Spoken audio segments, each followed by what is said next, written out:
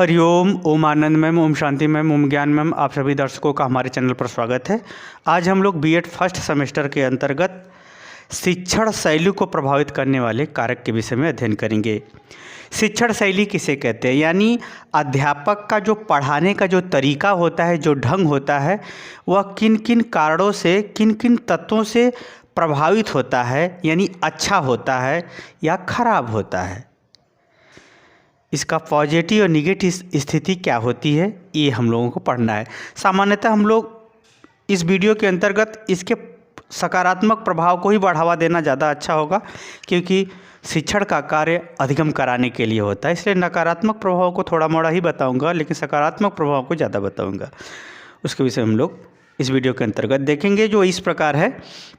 यानी अध्यापक के पास पहला तो ये है, अध्यापक के पास जो है कौशल, अध्यापक के पास जितना ही कौशल है यानी कला है, जितना ही सुंदर ढंग से लिखने की कला यानी श्यामपट्ट कौशल है उसके पास, श्यामपट्ट के हर गतिविधियों से वह परिचित है। विषय के अनुसार भी श्यामपट्ट का अपना कुछ लेखन होता है, जैसे गणित का अपना होता है और अन्य विषयों का अपना होता है। कहने का मतलब श्यामपट्ट कौशल में वो कुशल हो, अच्छा हो, सुंदर लेखन हो, शब्दों का आकार पर्याप्त हो, शब्द भी सुंदर हो।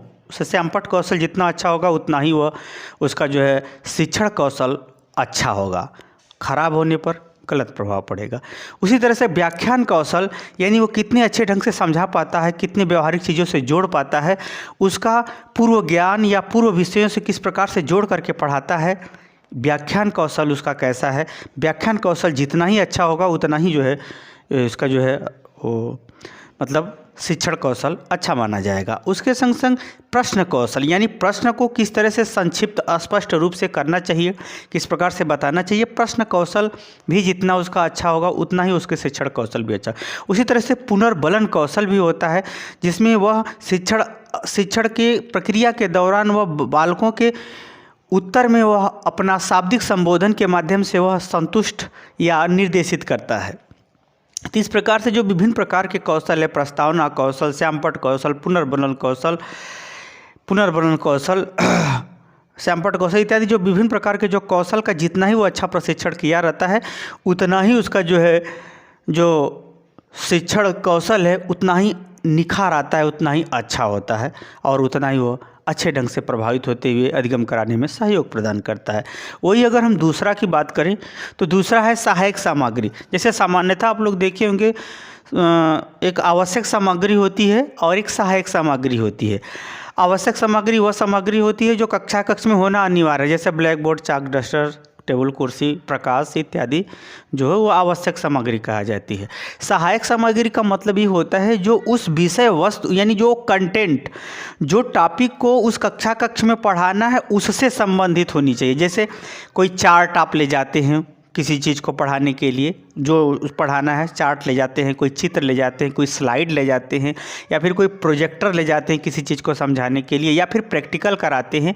तो यानी पार्टिकुलर उस टॉपिक से संबंधित जो आवश्यक सामग्री होती है, जो पढ़ाने में सहयोग करती है, व्यवस्थित ढंग से पढ़ाने में बताने में काम आती है, तो उसे हम कहते हैं सहायक सामग्री। तो सहायक सामग्री का जितना ही आप यूज करोगे हर टॉपिक के अंतर्गत उतना ही आपकी शिक्षण शैली अच्छी होगी, प्रभावशाली होगी, अधिगम आसान हो जाएगा। उसी को कहते हैं सहायक सामग्री। तीसरा है व्यवस्थित ज्ञान एवं पाठ्य योजना। व्यवस्थित ज्ञान ये तो आप जान ही लीजिए, अध्यापक द्वारा जो शिक्षण शैली है उसका तो लगभग 30-40% उसकी जो है मानसिक योग्यता क्षमता पर निर्भर करती है। वह विषय वस्तु को कितना स्पष्ट जानता है, कितनी डीपली जानता है, हर स्तर के अनुसार वह उसकी मूल्य को, उसकी स्थिति को समझता कितना है।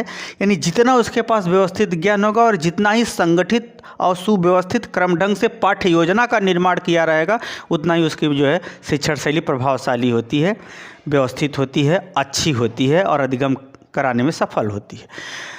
चौथा है अधिगमकर्ता की रुचि।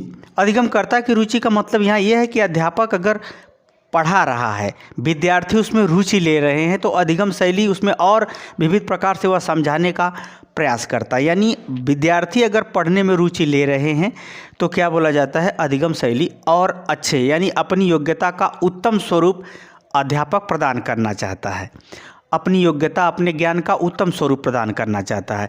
यानी बालक अगर थके हुए हैं, पढ़ना नहीं चाहते हैं, तो उस परिस्थिति में जो है अधिगम शैली अच्छी नहीं हो पाती। यानी अध्यापक जो है उतना मन से नहीं पढ़ा पाता। यानी यहाँ जो है अधिगमकर्ता यानी पढ़ने वाले विद्यार्थी जितना रुचि देंगे, जितना ध्यान रखेंगे, जितना ही तत्परता दिखाएंगे, जितना ही जागरूक होकर के अध्यापक के संग कोऑपरेट करेंगे, उतना ही क्या होगा, शिक्षण शैली जो है अध्यापक अच्छे ढंग से प्रस्तुत करेगा, प्रोत्साहित होकर के बताने का कार्य करेगा। यानी अधिगमकर्ता की रुचि भी शिक्षण शैली को प्रभावित करती है।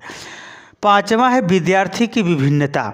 विद्यार्थियों की विभिन्नता का मतलब ये होता है विभिन्न प्रकार के बालक होते हैं, जैसे सामान्य बालक, प्रतिभाशाली बालक, विकलांग बालक, मंदबुद्धि बालक, थोड़ा सामवेगिक बालक। सामवेगिक बालक का मतलब ऐसे बालक जो थोड़ा सा सस्पिशन में रहते हैं, दीवा स्वप्न देखने टाइप के होते हैं, जैसे वो थोड़ा सा संकालू स्वभाव के कुछ ज़्यादा होते हैं, नर्वस बहुत ज़्यादा होते हैं, ऐसे जो बालक। यानी विभिन्न प्रकार के अगर बालक हैं तो शिक्षण शैली में हर लोग पारंगत हो ऐसा नहीं पाया जाता, ऐसा नहीं देखा जाता, या ऐसा होना थोड़ा कठिन होता है। तो यानी बालकों में अगर विभिन्नता अधिक है तो शिक्षण शैली जो है प्रभावित होने लगती है। यानी काफ़ी मल्टीपर्पज़ और विशेष प्रशिक्षण प्राप्त शिक्षक की ज़रूरत होती है। सामान्य शिक्षण से अच्छा शिक्षण का कार्य नहीं हो, सामान्य शिक्षक से सामान्यतः अच्छा शिक्षण नहीं हो पाता। इसके लिए विशिष्ट या विशेष प्रशिक्षण प्राप्त अध्यापक की ज़रूरत होती है। तो यानी विद्यार्थियों के नेचर पर, विद्यार्थियों के विभिन्न मानसिक और व्यवहारिक गतिविधियों पर भी यह शिक्षण शैली क्या होती है, प्रभावित होती है। यदि बालक में ज़्यादा विभिन्नता नहीं है तो जो है शिक्षण शैली सामान्य रूप से अच्छा प्रभावशाली होती है, अच्छे प्रभाव में प्रस्तुत हो जाती है। 6ठा है समय। समय का यहाँ तात्पर्य है कि यदि अगर समय की बात किया जाए, अगर सुबह का समय है तो बालक जो है काफ़ी पढ़ने में रुचि दिखाते हैं, थके नहीं रहते, इसलिए पढ़ने में उनका मन लगता है, तो शिक्षण शैली भी जो है अध्यापक भी मन से पढ़ाता है। यदि वही लास्ट का घंटा है तो दूसरी कंडीशन होती है। और हम समय की बात करें तो अगर समय पर्याप्त है तो अध्यापक, जैसे 1 घंटा तक का क्लास लेना है तो अध्यापक क्या करेगा, धीरे धीरे स्टेप बाय स्टेप क्रमशः हर चीज़ों को बताना चाहेगा। यदि समय अवधि कम मिल रही है, कम समय में पढ़ाना है, तब भी जो है शिक्षण शैली प्रभावित होने लगी। ज़्यादा समय रहेगा तो व्यवस्थित शिक्षण शैली, कम समय रहेगा तो उतनी व्यवस्थित शिक्षण शैली नहीं हो पाती। यानी हमारे कहने का मतलब जो समय अवधि है, क्लास का जो पीरियड है और क्लास का जो समय है, इन दोनों पर भी जो है हमारी शिक्षण शैली जो है प्रभावित होती है, उसको व्यवस्थित करना पड़ता है। उसी तरह से है 7वां है पाठ्यक्रम का स्वरूप। पाठ्यक्रम का यहाँ स्वरूप का यह तात्पर्य है कि जो पाठ्यक्रम है उसका स्वरूप कैसा है, उसका कठिनता स्तर कैसा है, उसमें कितनी मात्रा पाठ्यक्रम के अंतर्गत कितनी विषय वस्तुओं को कितने समय में कितने घंटों में पढ़ा देना, इस पर भी निर्भर करता है। कभी कभी क्या होता है, पाठ्यक्रम बहुत बड़ा होता है, समय थोड़ा कम होता है, तो वहाँ पर भी जो शिक्षण शैली वो प्रभावित होती है, अच्छी नहीं हो पाती उतनी। यदि विषय वस्तु कम है और समय ज़्यादा है तो ऐसे प्रकार का अगर पाठ्यक्रम है तो उसको भी जो है अच्छे ढंग से शिक्षण शैली का प्रयोग होता है, लोग करते हैं, बताते हैं। यानी कहने का मतलब पाठ्यक्रम का नेचर, उसका कठिनता स्तर कैसा है, उसके लिए समय कितना मिला हुआ है और उसका जो है जटिलता कैसी है, उसकी विशिष्टता कैसी है, उसका सामान्य स्तर कैसा है और उसमें जो है परीक्षण का उसमें स्वरूप क्या है, यानी उसमें विषय वस्तु के संदर्भ कैसे हैं, इन सब गतिविधियों पर भी शिक्षण शैली का प्रभावित होती है। शिक्षण शैली का उपयोग, शिक्षण शैली का प्रयोग, शिक्षण शैली की विविधता इत्यादि सब प्रभावित होती है। मुझे उम्मीद है कि आप समझ गए होंगे कि ये जो है शिक्षण शैली है, यानी पढ़ाने का जो ढंग है, पढ़ाने का जो पैटर्न है, पढ़ाने का जो तरीका है, वो इन सब विभिन्न गतिविधियों पर क्या करता है, निर्भर करता है, यानी प्रभावित होता है। समझ गए तो कमेंट बॉक्स में ज़रूर बताइए। साथ ही मेरे चैनल को लाइक शेयर सब्सक्राइब भी कीजिए। आज के लिए इतना ही। हरिओम।